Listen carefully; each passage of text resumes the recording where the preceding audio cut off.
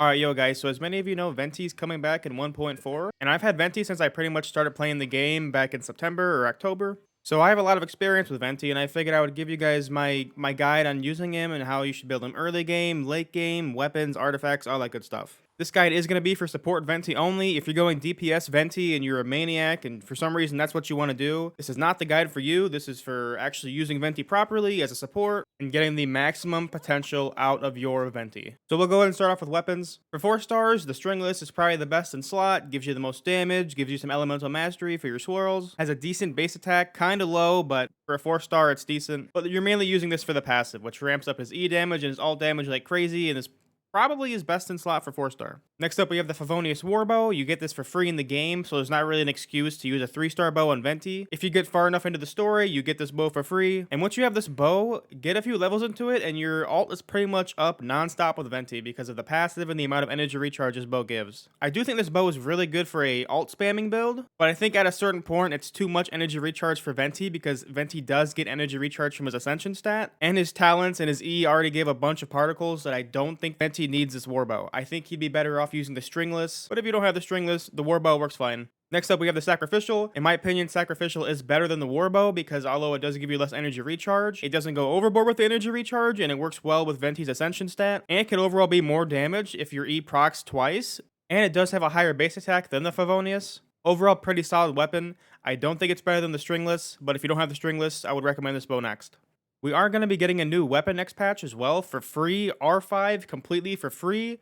The weapon looks pretty good. It looks comparable to the Stringless, pretty much the same stats, honestly, at level 90. The only difference is the passive, which I can see it being a good substitute for the Stringless. I don't know if it's going to be better or not because I don't know the refinement levels on it. But if you don't have the Stringless, this new bow is going to be just as good, if not maybe even better, if not a little worse. But I would probably recommend this bow over the Sacrificial and the Warbow, just because it's kind of similar to the Stringless, and the Stringless does give you that extra elemental mastery and a decent base attack and more damage on your abilities. And then we can get into 5-star bows. I obviously don't have any, so I'll just pull some pictures up. Skyward is probably the best 5-star bow for Venti.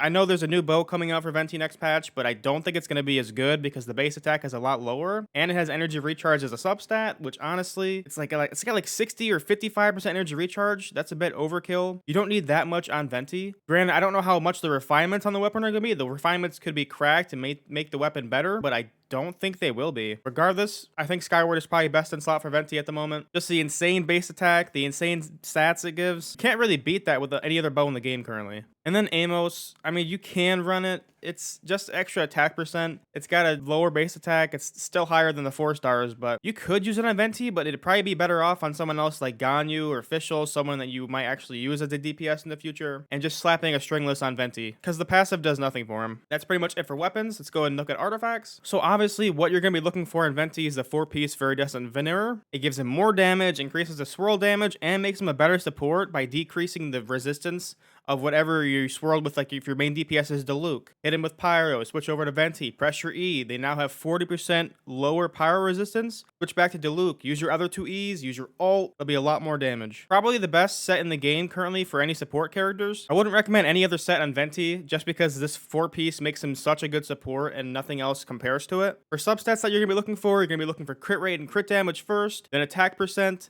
then energy recharge or elemental mastery. There was a big debate early on in the game if elemental mastery was better on Venti, but more testing has shown that attack percent is more beneficial. Elemental mastery can still be good, but I wouldn't stack it like you would with Sucrose because Sucrose actually transfers it over. Venti is just kind of overkill stats that attack percent would be better with. Now, the really good thing about Venti and having artifacts is that Venti is just a CC bot, and he does his job so well that even if you are early game and you can't get any good artifacts, you can't get a good 4-piece of Viridescent Veneer, you can probably slap anything on him or just use him even with like no artifacts. Because of the amount of CC he provides and energy recharge he gives you, he doesn't need to be heavily invested in to do his job. Granted, level 20 gold Viridescent Veneer artifacts do make a big difference. They do not take him out of the game and make him unviable if you can't get good artifacts on him. He's probably one of the only characters in the game that can do his job without artifacts on him. That being said though, If you're still below AR 30, which I think is the minimum requirement to get purple artifacts, the artifacts you can run early game are 2-piece or 4-piece Instructor, or 2-piece and 4-piece Exile. These are really good early game for Venti. They pretty much boost up his entire team's energy recharge or their elemental mastery, allowing him to do a lot more damage. And they're pretty much good filler pieces on any support characters that you have until you can actually get artifacts on them. One thing I would recommend though is the second that you unlock the domains to get purple artifacts, I would recommend trying to get a 4-piece set of the Viridescent on them.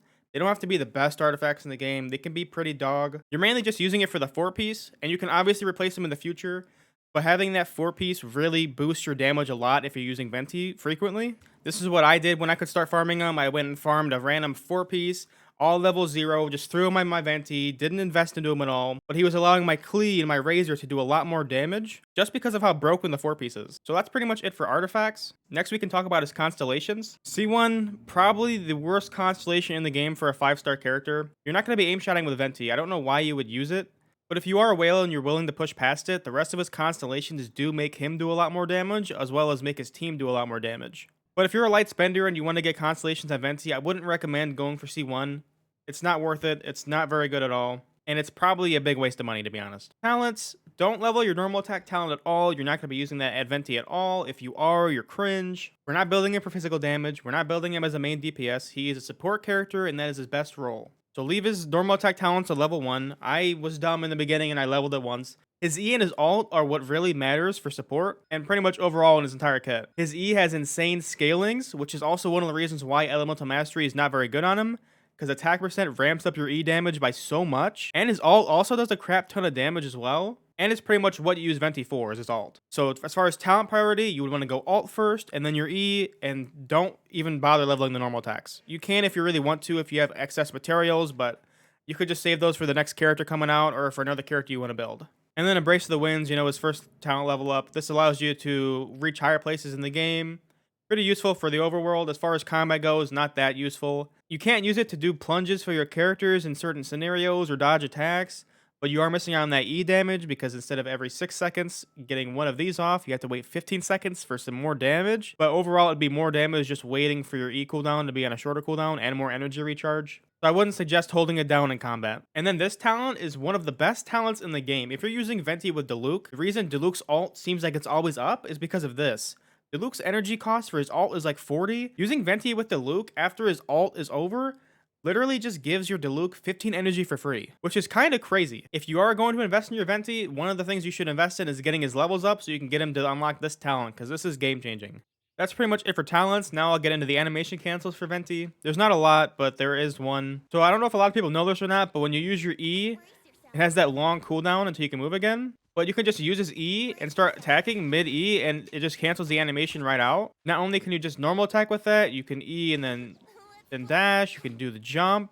My personal favorite though is using E and then your alt mid-E, because after you do that, the elemental particles from your E go right into your next alt bar.